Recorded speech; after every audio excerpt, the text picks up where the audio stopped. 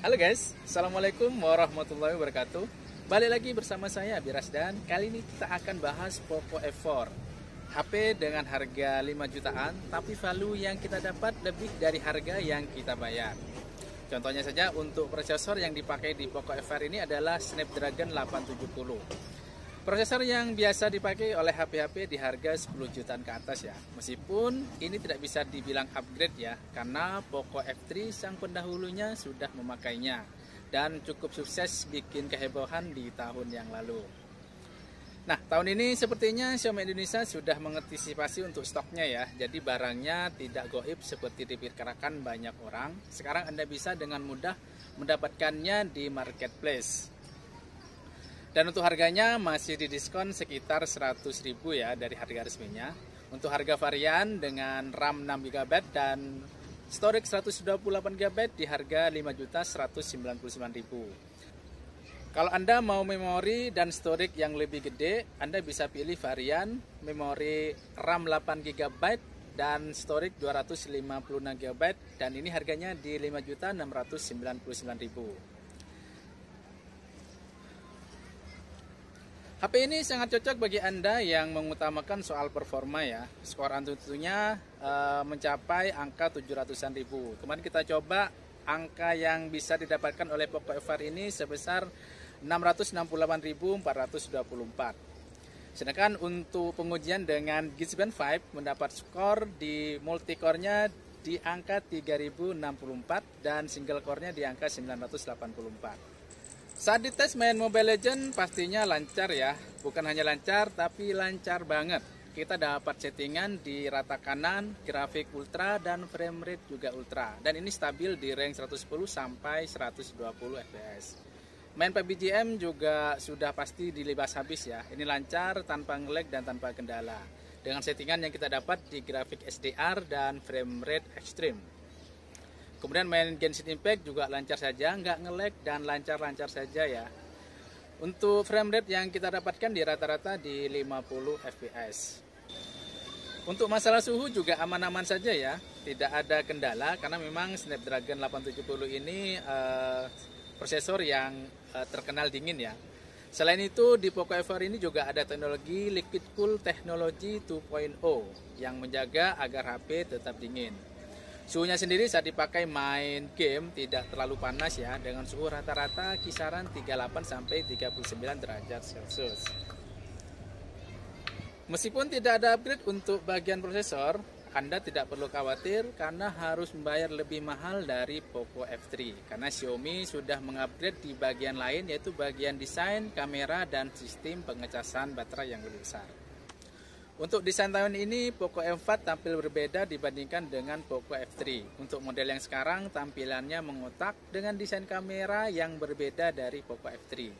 Desain dari kameranya sekarang dibuat menyatu dalam sebuah lingkaran besar, terkesan kalem dan tidak mencolok seperti desain kamera Poco F3. Dimana kalau Poco F3, desain kameranya dibuat terpisah dengan frame kamera yang bulat dan berukuran gede. Kemudian untuk bahannya ini bahan dari framenya ini terbuat dari polikarbonat, sedangkan untuk back covernya ini terbuat dari kaca ya. Ini juga konfirmasi saya kemarin untuk video unboxing, saya mengatakan bahwa untuk materialnya ini terbuat dari polikarbonat ya. Tapi kalau dari pihak Xiaomi mengatakan bahwa untuk back covernya ini terbuat dari kaca. Meskipun kesannya kalau dilihat jauh ini seperti finishing dari metal ya. Tidak nampak seperti kaca sih kalau saya lihat. Untuk bagian dari HP-nya sendiri di sebelah kanan kita akan menemukan tombol power yang merangkap sebagai fingerprint ya. Jadi di Poco F4 ini belum on screen ya untuk fingerprintnya. Kemudian di bagian atas juga ada tombol volume. Di bagian bawah nanti ada speaker, kemudian ada konektor USB Type-C, ada lubang mikrofon dan SIM card tray.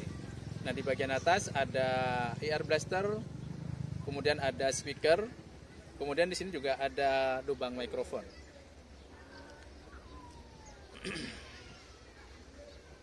Dan di sini tidak ada audio jack 3,5 mm ya. Tapi jangan khawatir, Xiaomi sudah menyertakan konverternya di paket penjualannya. Soal desain, balik lagi ke soal preferensi ya. Kalau secara desain sih saya lebih suka Poco F4, lebih elegan dan terlihat lebih mewah. Serta bagian belakang ini tidak gampang kotor seperti Poco F3 ya. Kemudian untuk handlingnya sendiri ini lebih enak yang Poco F3 karena desainnya membulat. Sedangkan kalau ini kan desainnya mengotak. Jadi untuk handling dan digenggamnya pasti lebih enak dengan desain yang membulat seperti Poco F3. Desain kamera depannya masih tipe punch hole dengan posisi berada di tengah dan dibuat tidak terlalu tebal. Bagian yang masih tebal ada di bagian dagunya ya, meskipun tidak separah HP kelas 3 jutaan ke bawah. Poco F4 juga sudah tersertifikasi EP53 seperti Poco F3 yang tahan terhadap debu dan percikan air. Tapi ingat, ini hanya tahan terhadap percikan air ya, bukan untuk ditenggelamkan.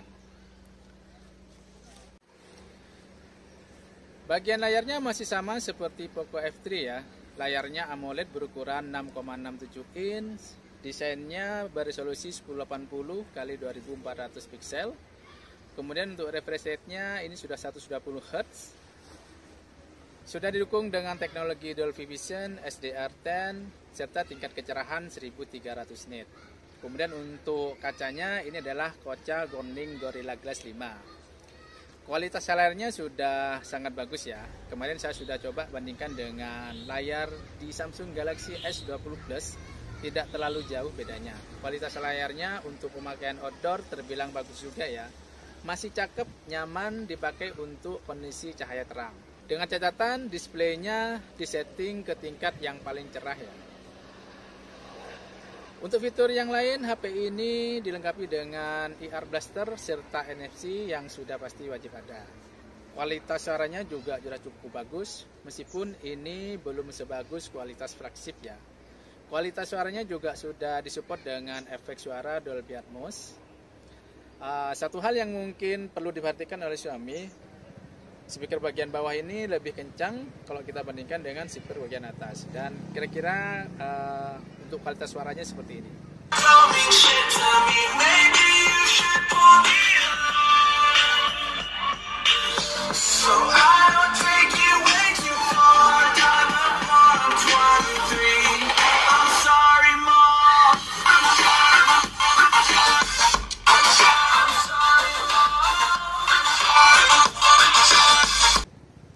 Kemudian untuk kualitas getarnya juga udah enak, mantep dan sudah mendekati level-level HP kelas flagship.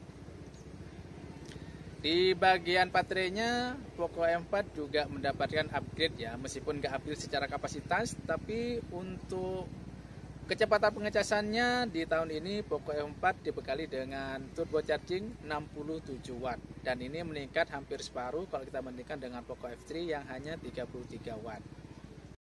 Informasi dari Xiaomi, kecepatan pengecasannya dari 0 sampai 100 hanya butuh waktu sekitar 38 menit. Nah, di percobaan kami, kecepatan pengisiannya dari 0 sampai 60% itu terisi selama 28 menit. Daya tahan baterai 5000 mAh-nya cukup aman ya dipakai seharian, dipakai sosial media, Instagram, Facebook, itu juga udah pasti aman. Dipakai YouTube selama 18 menit, ini hanya berkurang 2% saja. Kemudian dipakai bermain Mobile Legends selama 16 menit hanya berkurang 7%. Main PUBG selama 12 menit berkurang 4%. Kemudian main Genshin Impact selama 10 menit berkurang 3%. Bagian yang mendapat upgrade yang cukup besar tahun ini yaitu bagian kamera ya, di mana secara resolusi kameranya meningkat dari 48 megapiksel menjadi 64 megapiksel ya. Dan sudah dilengkapi dengan iOS, fitur yang masih absen di Poco F3. Kemudian untuk kamera yang berikutnya yaitu kamera ultra wide dan ini masih beresolusi 8 megapiksel sama seperti Poco F3.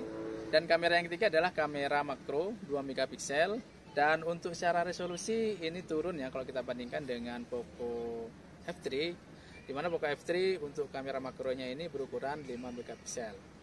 Untuk kamera depannya ini masih sama seperti Poco F3, beresolusi 20 megapiksel dan hanya bisa melakukan perekaman sampai kualitas 1080 di 30 fps. Kemudian untuk hasil foto-fotonya di bagian outdoor cukup bagus ya, menghasilkan warna yang alami, ini hampir sesuai aslinya. Kemudian dynamic range-nya, fokus dan sharpeningnya juga sudah cukup bagus. Untuk hasil yang bagus, AI on-nya dinyalain akan menghasilkan warna yang lebih cerah, tapi masih dalam taraf yang wajar ya, tidak terlalu oversaturated, dan hasilnya cukup bagus jika AI on-nya dinyalakan.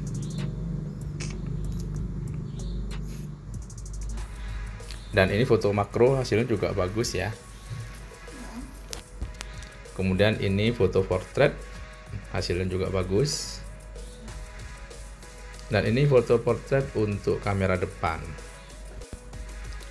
Untuk foto-foto di indoor hasilnya cukup bagus ya. Dan tidak perlu menggunakan mode night, mode auto juga udah cukup bagus. Dan mode night akan sangat membantu ketika cahayanya minim sekali ya, atau di kondisi malam hari dengan pencahayaan yang minim, mode night akan sangat membantu jika menggunakan dengan mode auto. Rekaman dengan menggunakan kamera belakang dan dengan stabilisasi diaktifkan ya. Hasilnya benar-benar stabil. Di sini sangat terasa sekali kalau OS-nya sangat bekerja ya. Ini OS-nya bekerja dengan baik sekali. Ini cukup stabil menurut saya. Oke, kita coba berlari ya. Mana? Sana? Oke. Untuk kondisi berlari ternyata masih bergoncang ya, masih ada sedikit gempa-gempa dan nampak OS-nya kurang bekerja di sini. Perekaman dengan menggunakan kamera belakang di resolusi 4K 60 fps ya, hasilnya seperti ini.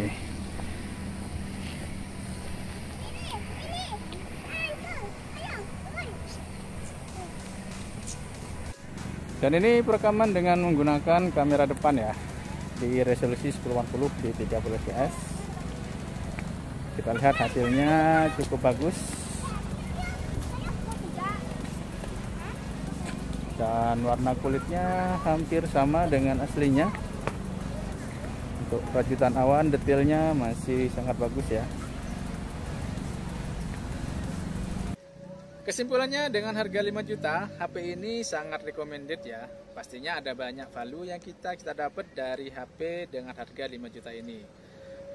Performa yang kencang, kemudian kamera yang bagus, layarnya cakep, sudah AMOLED, dan refreshing rate-nya sudah 120 Hz. Kemudian untuk sistem pengesannya sudah menggunakan turbo charge 67 watt. Oke guys, demikian review kita untuk Poco F4. Silahkan like kalau suka dan dislike kalau tidak suka. Jangan lupa untuk subscribe untuk terus mendapatkan informasi terbaru di channel ini. Terima kasih sudah menonton sampai akhir dan kita jumpa lagi di video berikutnya. Assalamualaikum warahmatullahi wabarakatuh.